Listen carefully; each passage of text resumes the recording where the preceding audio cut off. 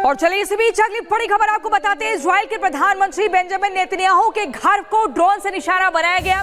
Hezbollah ने Netanyahu के घर पर 3 ड्रोन से अटैक किया। हमले के वक्त घर पर मौजूद नहीं थे नेतन्याहू। इजरायली सेना ने ड्रोन को इंटरसेप्ट किया। शुरुआती जानकारी है कि एक ड्रोन क्रैश हुआ है। ड्रोन इंटरसेप्ट होने के बाद इजरायली सेना के लड़ाकू विमान और हेलीकॉप्टर तुरंत एक्शन में आए।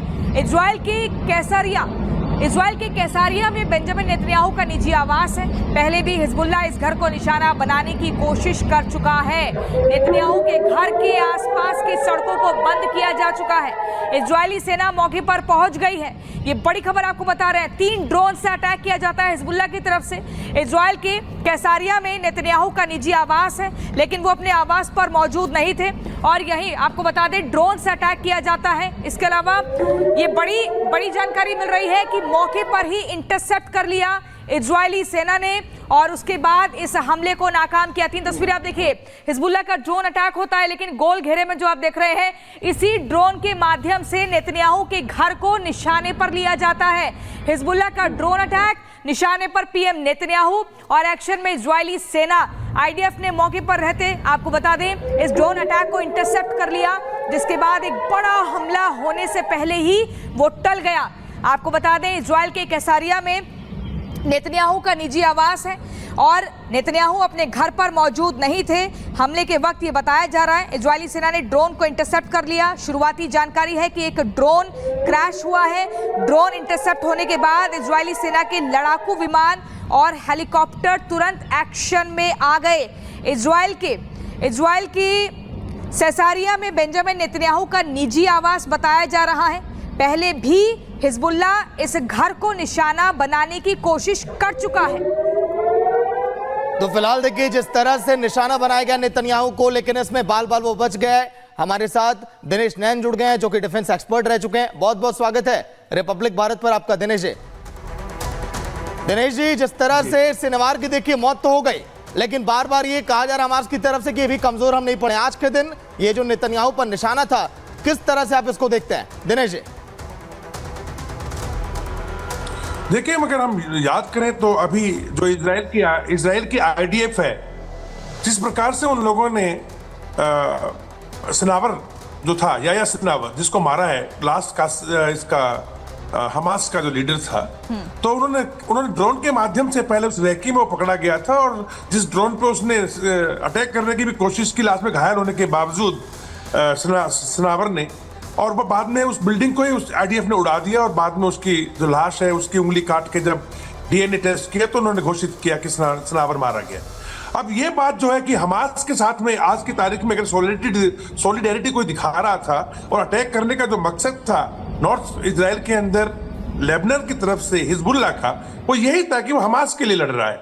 हमास के लीडर को अगर मार दिया गया, तो लास्ट लीडर है वो भी, तो उसके बाद कुछ एक स्ट्रेटेजिक मैसेज देने के लिए थर्सडे को, आज से 2 दिन पहले, हिजबुल्लाह ने एक मीटिंग की थी और घोषित किया था कि अब हम अपनी रणनीति बदलने जा रहे हैं। अब हम नई रणनीति के साथ आएंगे। और शायद आज वो जो स्ट्रेटेजिक मैसेज वो देना चाह रहे थे इजराइल को या फिर आईडीएफ को, जो इजराइल की फोर्सेस हैं उनको, वो उन्होंने 20 के करीब रॉकेट दागे हाइफा के ऊपर, जहां किरियात के अंदर एक बिल्डिंग पर सिर्फ 1 रॉकेट लगा, बाकी तो आयरन डोम से कंट्रोल कर लिया गया और मार गिराया गया। उसमें 2 व्यक्ति घायल हुए सिर्फ। लेकिन जो 3 ड्रोन ससैरिया के इलाके में, जहां पे नेतन्याहू का अपना निजी मकान है, घर है, उसके लिए 3 ड्रोन भेजे गए। जीपीएस की जो नेविगेशन है उसको अंदर, और जो लाइव नेविगेशन कैमरे से रहती है उसको यूज करते हुए 70 किलोमीटर दूर से, लेबनान से, ये तीनों ड्रोन उड़े थे और ससैरिया के अंदर आकर के इनमें से 2 को तो मार गिराया गया था, लेकिन 1 ड्रोन कामयाब रहा अटैक करने में नेतन्याहू के घर पे। मेरा मानना है ये एक स्ट्रेटेजिक मैसेज है, पर ये हिजबुल्लाह मैसेज ही क्यों दे रहा है? हिजबुल्लाह के पास तो लाखों रॉकेट्स हैं, अलग अलग तरह की मिसाइल्स हैं, ड्रोन्स हैं, 1 लाख के करीब इनके पास आदमी हैं। सब कुछ ये तहस नहस हो रहा है। आईडीएफ जो है या इजराइल जो है साउथ लेबनान के अंदर लैटिना रिवर के नजदीक तक पूरे इलाके को साउथ में जो है इनका तहस नहस कर रही है, और हिजबुल्लाह जो है एक स्ट्रेटेजिक मैसेज देने की कोशिश कर रहा है। 1 ड्रोन भेज के, 2 ड्रोन भेज के, 3 ड्रोन भेज के अटैक क्यों नहीं कर रहा है? क्या ये बात सही है फिर ये माना जाए कि जो इजराइल ने अटैक किया है, अपने एयर रेड्स की हैं, जो अपने एयरक्राफ्ट जो इसके गए हैं इनकी एयरफोर्स के, क्या 70% जो क्लेम कर रहे हैं कि इन्होंने हिजबुल्लाह की कमर तोड़ दी है, कमांड एंड कंट्रोल तो तोड़ ही चुके थे, इनके लीडर्स को तो मार ही चुके हैं, तो क्या ये सही है? और अब सिर्फ हिजबुल्लाह के अंदर पास में अपनी साख बचाने के लिए या अपने आप को बचाने के लिए क्या सिर्फ ये स्ट्रेटेजिक मैसेज रह गए हैं? कभी ड्रोन के माध्यम से, कभी 20 रॉकेट के माध्यम से। कर्नल दिनेश आपके पास लौटेंगे, लेकिन इसी बीच एक बड़ी खबर आ रही है, अपने दर्शकों को बता दें। पीएम नेतन्याहू के ऑफिस का एक बयान आता है, नेतन्याहू सुरक्षित है, ये कहा जा रहा है। इजरायली पीएमओ हमले में नुकसान नहीं हुआ है, ये जानकारी मिल रही है। बड़ी खबर आपको बता दें, पीएम नेतन्याहू के ऑफिस का बयान आता है, नेतन्याहू सुरक्षित है। इजरायली पीएमओ की तरफ से ये आधिकारिक बयान जारी किया गया है। जिस तरीके से हिजबुल्लाह ने अटैक किया, ड्रोन अटैक किया, एक के बाद एक 3 ड्रोन अटैक कर क्या एक बड़ा मैसेज दिया गया। कर्नल दिनेश, जिस तरह से आप बता रहे हैं, लेकिन कर्नल दिनेश, अगर हम इजराइल के डिफेंस सिस्टम की बात करें तो विश्व भर में चर्चा होती है कि वो इंटरसेप्ट कर लेता है, चाहे वो फिर मिसाइलों को इंटरसेप्ट करना हो या फिर रॉकेट को करना हो। लेकिन क्या ये उसी अंदाज में बदला लिया जा रहा है जैसे इजराइल ने हमास के चीफ को के ऊपर अटैक किया एक के बाद एक, अब वो भी नेतन्याहू पर ही निशाने पर ले रहे हैं उनको, क्योंकि पहले भी उनके आवास पर हमला किया था। नहीं, देखिए, इसमें हमें 2 चीज समझनी पड़ेगी जी। चाहे आयरन डोम हो इनका, जो कि 60-70 किलोमीटर तक के एरिया को कवर करता है 5 किलोमीटर की हाइट पे, या 50,000 फुट की हाइट पे, या फिर उसके बाद में डेविड स्लिंग हो, या फिर एरोज हो।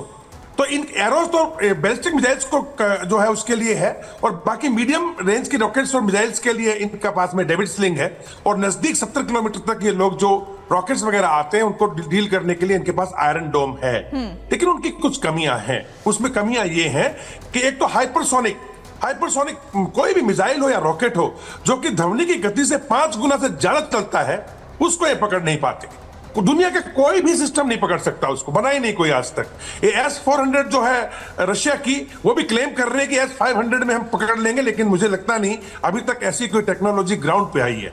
दूसरा, अगर कोई भी ड्रोन हो या रॉकेट सिस्टम हो, हाइपरसोनिक मिसाइल हो, जो कि जमीन के नजदीक उड़ती है, जमीन से नजदीक चलती है, तो वो इनकी पकड़ में नहीं आ पाते, उनको पकड़ना मुश्किल हो जाता है। सो लिहाजा इसी टेक्नोलॉजी का इस्तेमाल करते हुए जो अटैक अभी हिजबुल्लाह कर रहा है वो हो रहे हैं। मैं एक बात ऐड करना चाहूंगा यहां पर, जैसे कि आप बता रहे थे अभी अपने दर्शकों को कि नेतन्याहू के बारे में जो है अभी घोषणा हुई है। थोड़ा कंफ्यूजन चल रहा था इजराइल की मीडिया के अंदर, क्योंकि जब ये ड्रोन ने अटैक किया उसके लगभग 1-1.5 घंटे के बीच तक कोई भी मैसेज, कोई भी संदेश, कोई भी वक्तव्य नेतन्याहू का जो ऑफिस का जो घर का या स्टाफ है, पर्सनल स्टाफ है, उसकी तरफ से या आईडीएफ की तरफ से नहीं आ रहा था। तो लिहाजा बहुत कंफ्यूजन था, lot of doubts were there, काफी डाउट्स चल रहे थे। अच्छी बात है कि अब जाकर के इन लोगों ने डिक्लेयर कर दिया कि नेतन्याहू सुरक्षित है। लेकिन दिनेश जी, एक चीज ये हम जानना चाहेंगे, आपने जिस तरह जिक्र किया कि एयर डिफेंस सिस्टम इनका काम नहीं किया, इसलिए देखिए ड्रोन बड़े आसानी से हमला कर गया। क्या अब इजराइल को अपनी तकनीक में इजाफा करना पड़ेगा? क्योंकि अगर इजाफा नहीं हुआ तब तो फिर आगे भी इस तरह के हमले होंगे। इसका विकल्प क्या है, समाधान अब क्या है दिनेश जी? देखिए, जहां तक सवाल ड्रोन्स का है, ड्रोन्स को टैकल करने के लिए एक अलग सिस्टम इजाद दुनिया में कर रहे हैं लोग, हो भी रहे हैं, और लेकिन वो इतने इफेक्टिव नहीं है कि जिसमें आप कह सको कि 100% ड्रोन्स को आप टैकल कर लोगे। अलग अलग मेथड्स हैं। तो ये ड्रोन का जो मीनेंस है, जो ड्रोन्स के जो वॉरफेयर चला है, चाहे वो आप देख लीजिए रशिया और यूक्रेन के बीच में हो रहा हो, या फिर अब इजराइल में दिखाई दे रहा हो, चाहे आ तो सब ये ईरान से ही रहे हैं। कामिकाजी ड्रोन्स हैं जो कि जिसको सुसाइड ड्रोन्स भी बोलते हैं। इनका 1000 किलोमीटर तक की डिस्टेंस होती है, ये जाएंगे और वापस नहीं आ सकते, तो टारगेट पे बॉम्ब की तरह जाके टकराएंगे और फट जाएंगे।